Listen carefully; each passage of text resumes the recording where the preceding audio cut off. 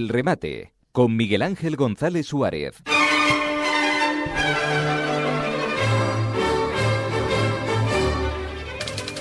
Muy buenos días. Comenzamos nueva jornada del remate aquí en la 10 Capital Radio. Por cierto, hemos enviado a todos los suscriptores de WhatsApp, que tenemos un montón de ellos, la aplicación online para que no se vuelvan locos, sino simplemente pinchar en la aplicación, en el enlace que le hemos enviado, y pueden escuchar la radio en directo cuando tengan algún tipo de problema con el transistor, con la frecuencia modulada. Van allí, ¡plas!, pinchan y se oye en directo en la 10.es. Se lo hemos mandado muy facilito. Simplemente es tocar con el dedito, pinchar y se oye la radio en directo, los que tengan algún tipo de problema a través del móvil, a través del móvil o el ordenador o la tablet.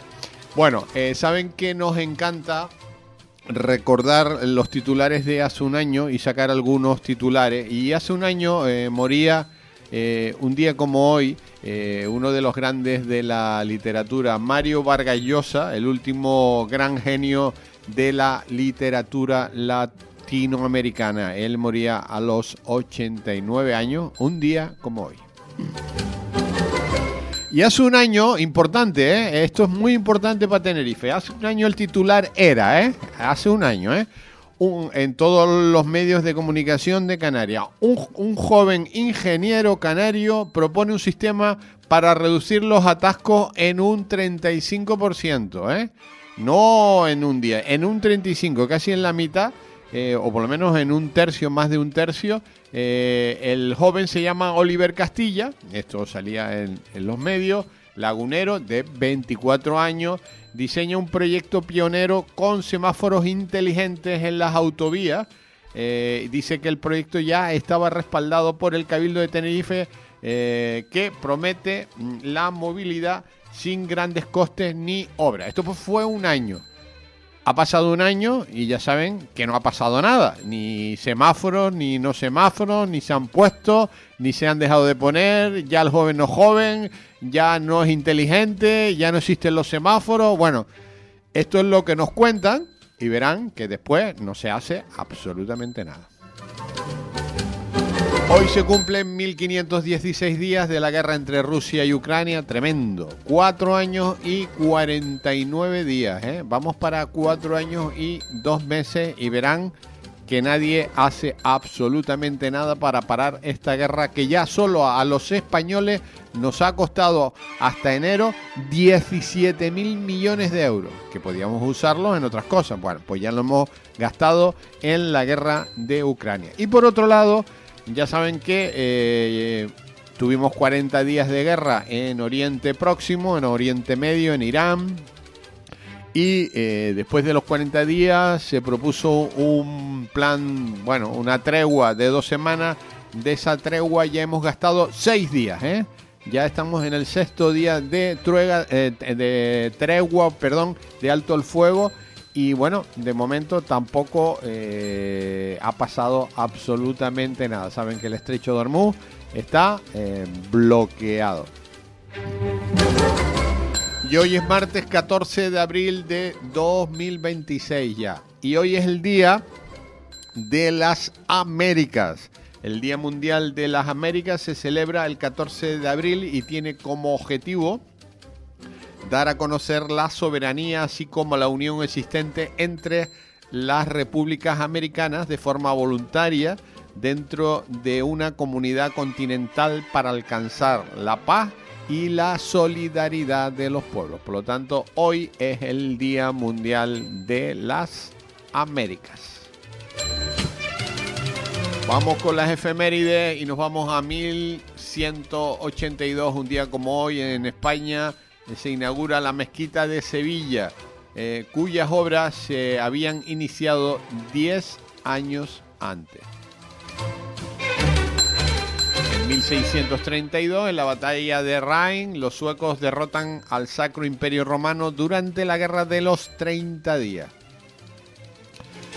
Y en 1865, en los Estados Unidos, John Wilkes Booth dispara al presidente Abraham Lincoln, que muere al día siguiente.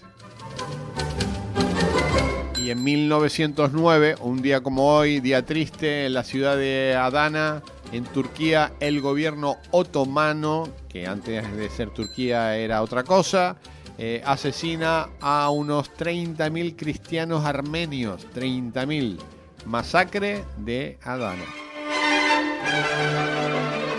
Y tal día como hoy, un 14 de abril de 1912, el Titanic chocó contra un iceberg justo antes de la medianoche del 14 de abril, o sea, un día como hoy. En el barco iban 2.223 personas, sobrevivieron 706 y del agua se recuperaron 333 cuerpos. Un día como hoy chocó el Titanic en 1912. Y en 1931 se proclama la Segunda República en España tras las elecciones generales al conseguir las candidaturas republicanas la mayoría en 43 capitales de provincia. Ante este hecho, el rey Alfonso XIII coge las maletas y se va del país. Y en 1939 Roosevelt envía una carta a Hitler y a Mussolini ofreciendo 10 años de paz en Europa y Oriente Medio. Un día como hoy también, en 1992, en España se inaugura oficialmente la línea de alta velocidad que fue la primera entre Madrid y Sevilla y los servicios del AVE. Bueno, pues esto fue en 1992 y ya saben que ahora la alta velocidad ya es baja velocidad en España. Y en 2003, en Estados Unidos, se completa el mapa del genoma humano. Vamos con los santos del día de hoy. Felicitamos a Máximo, a Tiburcio, a Valeriano, a Lamberto y a Bundio. A todos ellos, muchas felicidades en el día de su santo. Y en internacional, Estados Unidos e Irán no ceden en sus puntos de discordia. Ahí están en las negociaciones que parece ser que el próximo jueves se vuelven a reunir. Ha sido un encuentro histórico entre Estados Unidos e Irán, el cara a cara de más alto nivel desde la Revolución Islámica de 1979. Eso ya se puede considerar un logro. Pero no ha habido acuerdo. La gran pregunta es, ¿qué va a pasar ahora? El vicepresidente estadounidense ha abandonado Islamabad tras haber presentado la que afirma es su última oferta. Deja la pelota en el tejado iraní. Para Teherán sus condiciones son excesivas y Estados Unidos no se ha ganado su confianza, dice. Aún así, Irán sigue abogando por la diplomacia. Y todo después de los esfuerzos de Pakistán por mediar. Está especialmente preocupado porque ambas partes respeten la frágil tregua. Esa es una de las grandes incógnitas. De momento, Islamabad es el único que afirma que se mantiene el alto el fuego. También está en el aire si realmente habrá ocasión para un nuevo encuentro. Yo creo que el principal dificultad son dos. Una, Israel, por supuesto, plantarle cara a Netanyahu en el tema del Líbano y en otras cosas. Y el segundo, cómo presentará Trump esa victoria que viene anunciando desde el segundo 2 de la intervención y que no ha sido tal. El primer ministro israelí también presume de grandes logros en Irán, pero asegura aún queda mucho por hacer.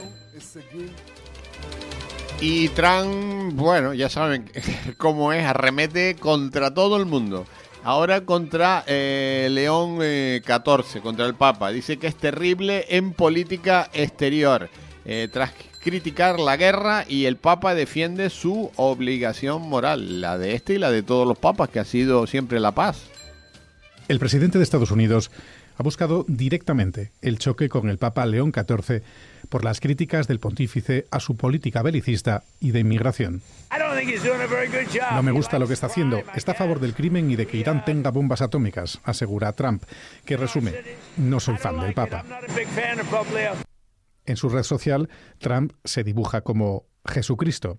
Su aplicación de inteligencia artificial convierte a los ángeles en militares y a la paloma del Espíritu Santo en aviones de combate. Para Trump, León XIV es débil y escribe que no quiere que le critique porque afirma, si no fuera por él, no estaría en el Vaticano. El Papa, en pleno vuelo a África, le ha contestado: piensa seguir hablando. No le tengo miedo ni al gobierno de Trump ni a proclamar en voz alta el mensaje del Evangelio, ha dicho Prevost, que subraya: él no es político, pero sí cree en el mensaje de paz que entiende el mundo necesita escuchar.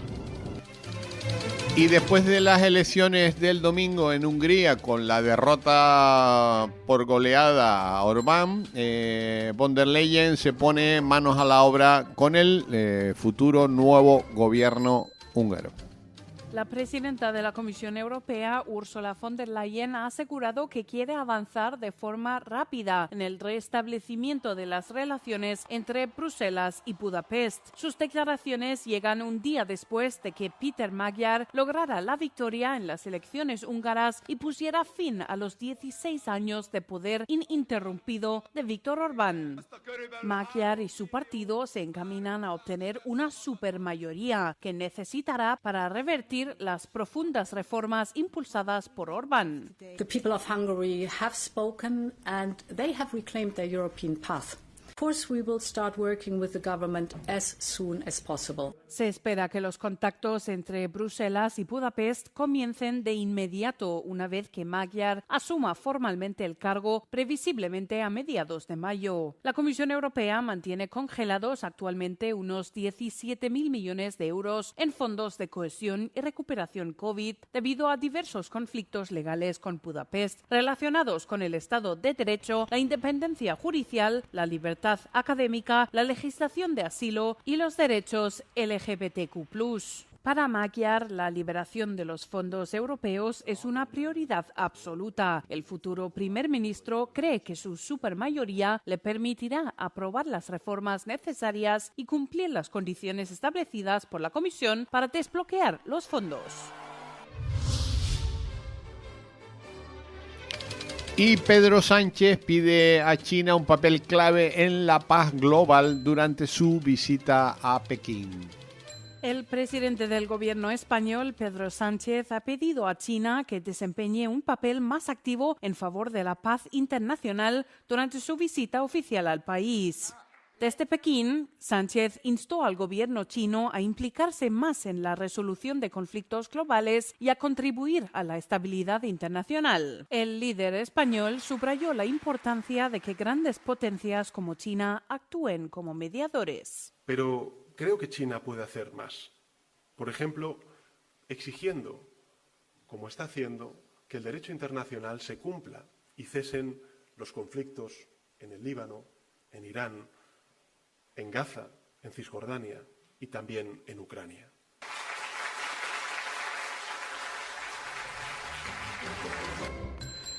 Por otro lado, en nuestro país, el juez Peinado cierra la instrucción de Begoña Gómez y propone juzgarla ante un jurado popular por 4 delitos.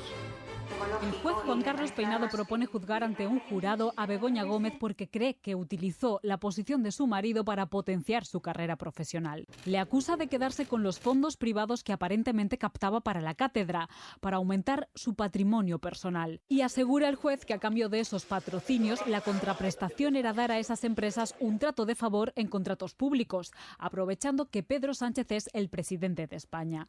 Peinado asegura que este tráfico de influencias es propio de un régimen absolutista y lo compara con el reinado de Fernando VII.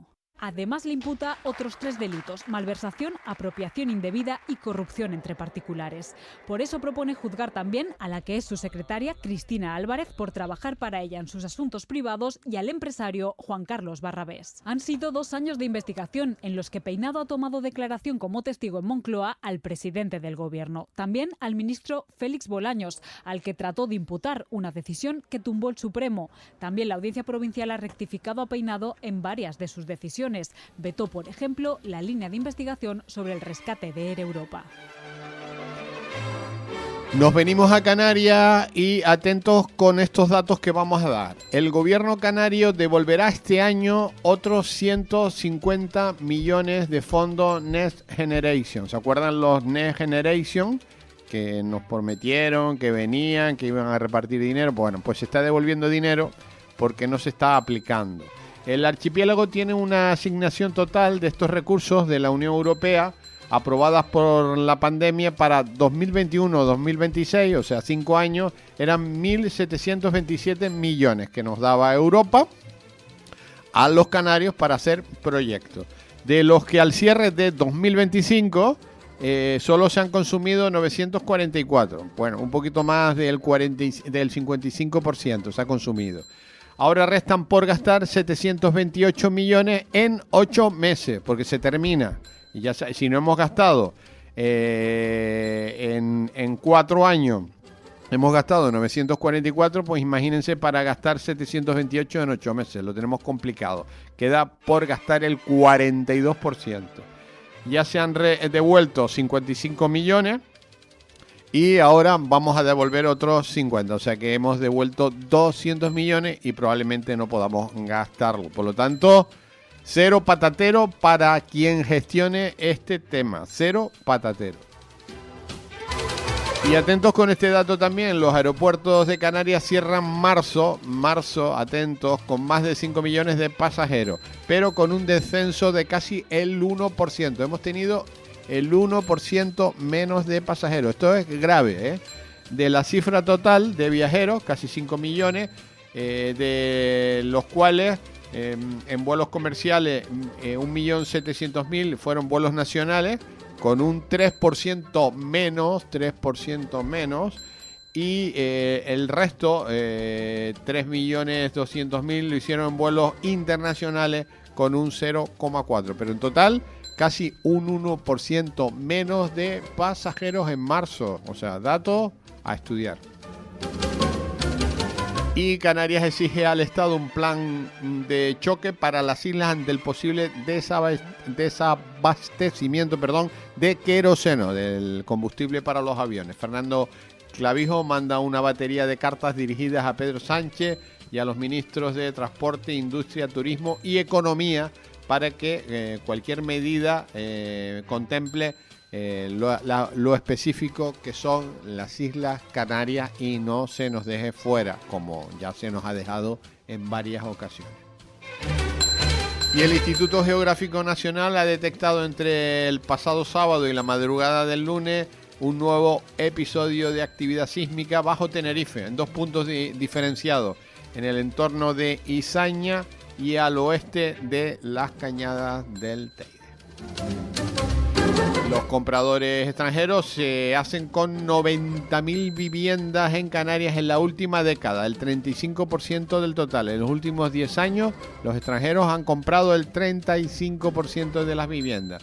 El peso de estos propietarios en Canarias es muy superior a la media nacional del 14,5%. El 14,5% es en la media nacional, aquí el 35%. Y la mitad de los foráneos que compran no son residentes, o sea, son en su mayoría alemanes e italianos, o sea que hay mucha gente que está comprando extranjeros, pero ni son residentes. Y la NASA firma un acuerdo con el Servicio Canario de la Salud para emergencias en futuras misiones aeroespaciales tras su visita a Tenerife. Hablaremos de esto luego. Una delegación de la Agencia Espacial Norteamericana visitó las instalaciones del Hospital Universitario de Canarias para conocer sus capacidades asistenciales e instalaciones. Y Canarias acelera el encarecimiento de la vivienda por encima de la media nacional. El precio de la vivienda usada en Las Palmas subió el 2,8% en el primer trimestre del año, mientras que a nivel nacional lo hizo en un 8%. Bueno, acabamos con una nota musical. Y un día como hoy, un 14 de abril de 1958, la nave espacial soviética Sputnik 2 se desintegra con el cuerpo de la perra Laika, el primer ser vivo terráqueo en el espacio, en su interior al penetrar en la atmósfera. Cuando entró en la atmósfera, perra Laika, chimpum. A ser una estrella mundial, la metieron dentro de una nave para observar la reacción.